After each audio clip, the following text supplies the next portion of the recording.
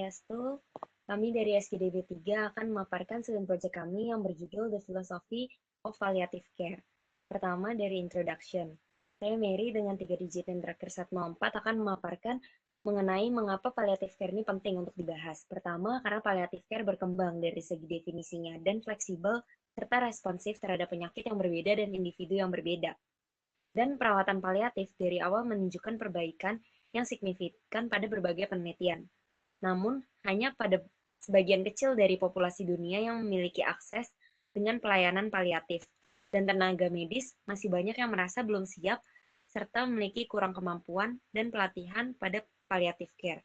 Sehingga kami tertarik untuk membuat paper ini dengan rumusan masalah, tujuan, dan benefit berupa pengetahuan mengenai definisi, tujuan, prinsip, prevalensi, penyakit, strategi, aktivitas, peraturan, permasalahan pada palliative care, serta kualitas hidup pada pasien paliatif, dan selanjutnya akan dilanjutkan oleh rekan.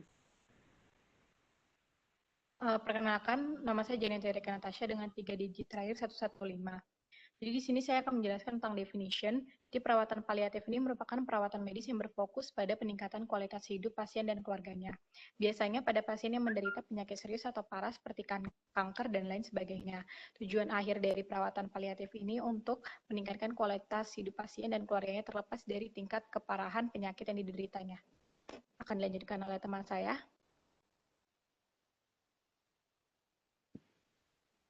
Perkenalkan, nama saya Cornelia dengan NIM 3 digit terakhir 169. Selanjutnya saya akan menjelaskan mengenai prinsip dalam perawatan paliatif. Dalam kita menjalankan perawatan paliatif, kita harus memegang beberapa prinsip yang telah ditetapkan oleh WHO. Yang pertama, life, mengenai setiap kehidupan. Kita harus menghargai setiap kehidupan, menganggap proses kematian sebagai proses yang normal, tidak mempercepat ataupun menunda kematian. Yang kedua adalah respect, kita harus menghargai setiap keputusan yang diambil oleh pasien. Yang ketiga yaitu quality of life, sebagai tenaga medis, kita harus meningkatkan kualitas hidup pasien dengan cara menghilangkan nyeri dan keluhan lain yang mengganggu, mengintegrasikan aspek psikologis, sosial, dan spiritual dalam merawat pasien dan memberikan dukungan kepada keluarga pasien. Dan yang keempat, medical treatment. Dalam memberikan medical treatment, kita harus mengingat untuk tidak melakukan tindakan medis yang sia-sia. Selanjutnya akan dilanjutkan oleh teman-teman saya. Baik, perkenalkan saya Maharani dengan 3 digit NIM terakhir 030. Di sini saya akan menjelaskan prevalensi perawatan paliatif di beberapa rumah sakit Indonesia. Yang pertama ada di Rumah Sakit Dr. Cipto Mangunkusumo Jakarta. Pada tahun 2015 dari 120 pasien kanker terminal, 29 pasien diantaranya mendapatkan perawatan paliatif. Adapun rincian jenis kanker dan jumlah pasien dapat dilihat dalam tabel berikut. Baik, bisa dilanjutkan. Yang kedua ada Rumah Sakit Dr. Sarjito Yogyakarta. Berdasarkan penelitian dari Susilawati yang dipublikasikan pada tahun 2015, terdapat 30 pasien kanker serviks yang mendapat perawatan paliatif di rumah sakit tersebut, yang dapat dikategorikan ke dalam 3 kategori umur, dan yang paling banyak adalah pada usia 51-60 tahun, sebanyak 16 orang. Next. Selanjutnya adalah Rumah Sakit Arifin Ahmad di Riau. Pada periode Oktober 2009 sampai Juli 2015, terdapat 24 pasien kanker yang mendapat perawatan radioterapi paliatif dengan rincian yang dapat dilihat pada tabel. Baik, demikian presentasi dari saya. Bisa dilanjutkan oleh rekan saya. Perkenalkan, nama saya Tiffany, NIM terakhir saya 154. Sekarang saya akan menjelaskan penyakit yang membutuhkan palliative care. Secara global, kondisi-kondisi pasien yang membutuhkan palliative care dibagi menjadi 4 grup. Grup pertama adalah kondisi di mana pasien mengidap penyakit yang mengancam nyawa, dan pengobatan kuratif telah dilakukan, namun terkadang tidak berhasil. Contohnya kanker, gagal hati atau ginjal, dan infeksi. Grup kedua adalah kondisi di mana kemungkinan kematian dini, tetapi melalui perawatan intensif dalam jangka waktu yang lama dapat memperpanjang hidup, seperti kista fibrosis, HIV/AIDS, gangguan kardiovaskular, dan premature ekstrim. Selanjutnya akan dilanjutkan oleh teman saya. Baik, perkenalkan nama saya Pasagadu Nathan Bawaridia dengan 3 digit terakhir 206. Selanjutnya, pada grup 3 itu adalah kondisi yang progresif tanpa pengobatan kuratif. Jadi setelah didiagnosis diketahui, pengobatan satu-satunya yang bisa dilakukan adalah perawatan paliatif.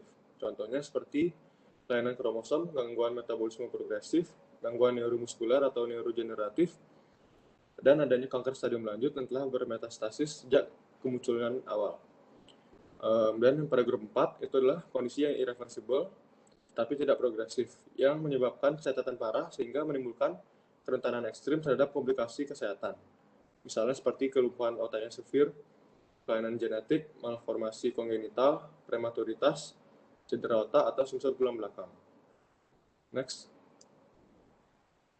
Baik, perkenalkan nama saya Regina Gunawan dengan 3 digit NIM terakhir 010. Selanjutnya saya akan menjelaskan mengenai strategi daripada pelayanan paliatif, di mana tujuannya dengan adanya strategi ini adalah untuk meningkatkan kualitas daripada pelayanan paliatif itu sendiri dan juga meningkatkan kualitas hidup pasien.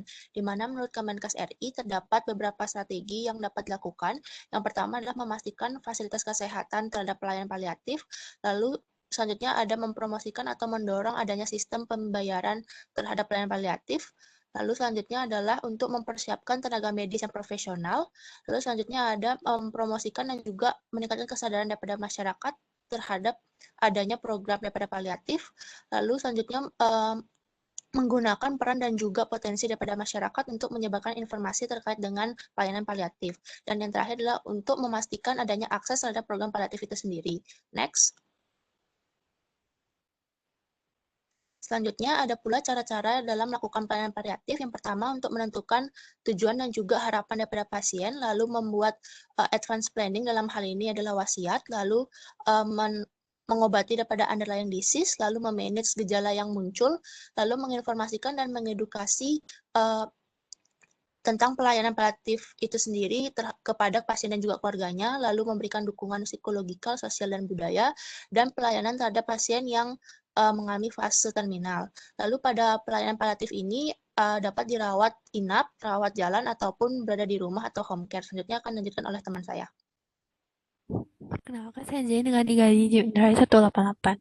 Terus selanjutnya itu activity dari paliatif team care. Jadi apa saja yang dilakukan oleh tim paliatif itu, yang pertama itu ada symptom management, yang dimana tim paliatif akan fokus untuk merawat gejala ataupun keluhan yang dirasakan oleh pasien tersebut.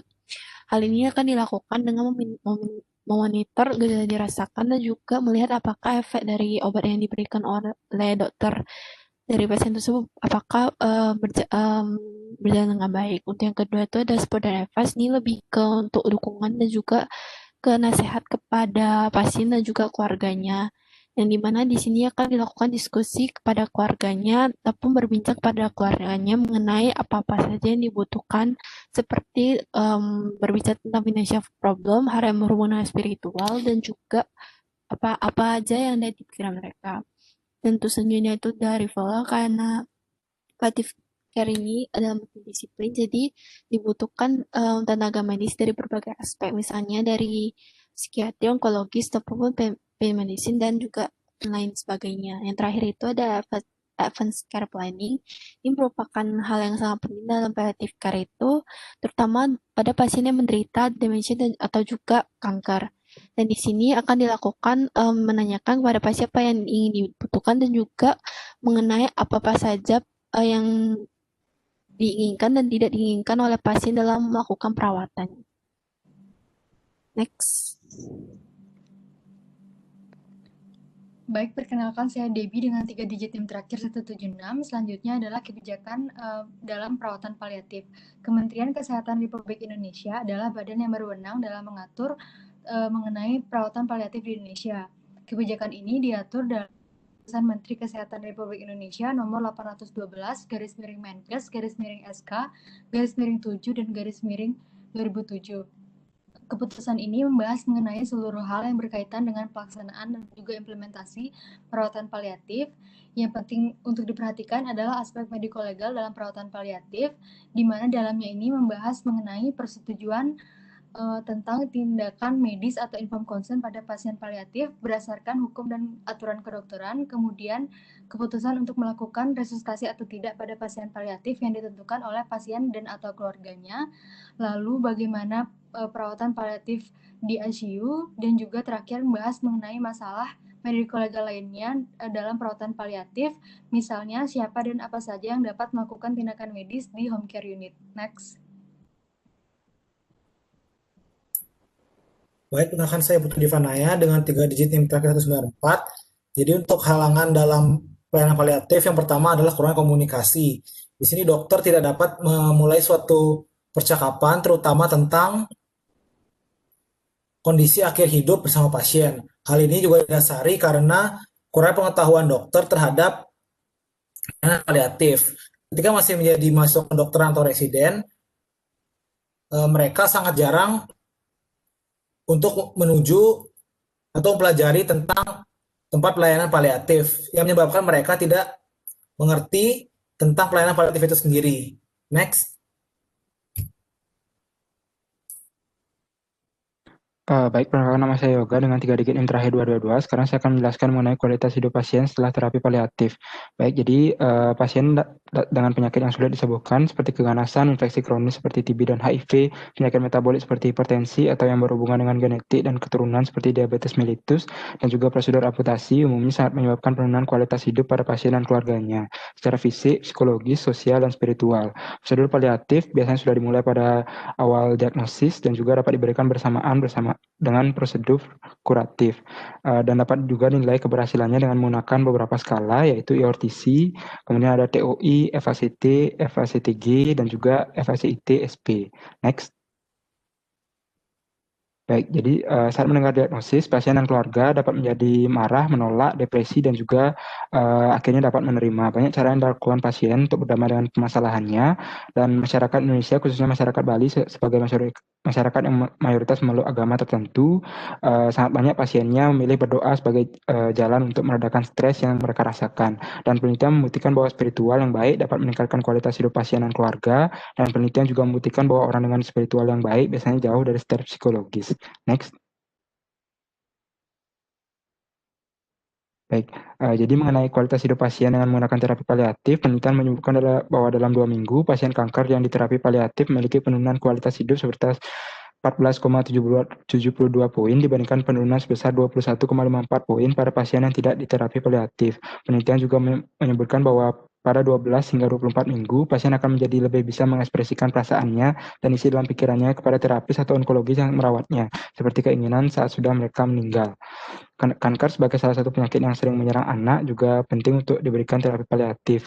Pada pasien anak-anak disebutkan bahwa penelitian dengan 60 sampel bahwa 70% anak yang terapi paliatif lebih bisa bersenang-senang, 89% pasien lebih bisa untuk merasakan pengalaman hidup yang berarti, dan 93% pasien cenderung untuk meninggal di rumah, dalam artian sedang tidak dirawat dalam perawatan medis yang mungkin menyakitkan bagi anak. Hal ini membuktikan bahwa terapi paliatif pada anak sangat bermanfaat. Baik, sekian untuk penjelasan kualitas hidup, akan dilanjutkan oleh kesimpulan. Perkenalkan, saya Melania dengan 3 digit NIM terakhir 080. Kesimpulan dari materi ini adalah perawatan paliatif merupakan pelayanan yang bertujuan meningkatkan kualitas hidup pasien yang mengalami penyakit yang mengancam jiwa. Di Indonesia belum banyak tersedia perawatan paliatif, namun sudah ada aturan pemerintah yang mengatur tentang ini, yaitu Keputusan Menteri Kesehatan tahun 2007. Dalam memberikan perawatan paliatif, perlu kerjasama pekerja kesehatan dari berbagai bidang yang bertugas menyelesaikan masalah yang dihadapi pasien dan keluarganya. Namun, masih ada halangan yang terjadi pada pelayanan paliatif, yaitu kurangnya komunikasi antara tim paliatif dengan pasien dan juga kurangnya pengetahuan mengenai perawatan paliatif ini. Di samping semua itu, perawatan paliatif sangat bagus untuk meningkatkan kualitas hidup pasien. Penelitian pun menunjukkan semakin awal pasien mendapatkan perawatan paliatif, semakin baik kualitas hidupnya. Sekian informasi yang dapat kami sampaikan. Terima kasih.